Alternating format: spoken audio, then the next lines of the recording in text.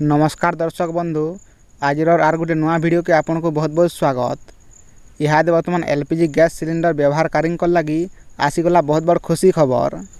LPG gas cylinder है सस्ता तो केते टंका कमीचे आर नुआ रेट केते रही आज आम सब डिटेल जानमा।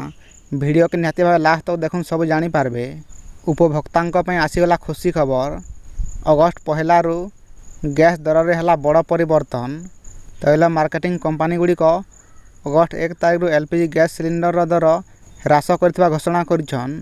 19 किलोग्राम वाणिज्यिक एलपीजी गैस सिलिंडर मूल्य 33 टंका 50 पैसा कमीचे आरु आज नुआ दर लागू होइछे। इटा आपण माने जानि रखुन जेनटा होटेल रेस्टोरेंट आरु छोटमोट व्यवसाय ग्राहक मानकु आश्वस्ति देइछि। घरोई गैस सिलिंडर मूल्य रे कोनोसी परिवर्तन है नहीं। आमे जेनटा घरे व्यवहार करूछु सेतिरे कैंसी परिवर्तन नहीं है। दिल्ली रे 14 किलोग्राम सिलिंडर मूल्य 853 टंका रही।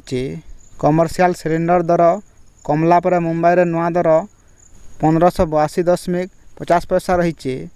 जुलाई रे एटा थिला 1616 टंका अर्थात इथिरे आज 33 टंका 50 पैसा कमीचे। सेंदा कोलकाता रे यहादे वाणिज्यिक गैस सिलिंडर 1734 टंका रे मिलुछे। जेनटा आगरु थिला एटा 1769 टंका इथिरे आज 35 टंका कमीचे। सेंता चेन्नई रे भी आज वाणिज्यिक गैस सिलिंडर मूल्य 1790 टंका रही। जुलाई रे एटा थिला 1823 टंका 50 पैसा इथिरे आज 33 टंका 50 पैसा कमीचे।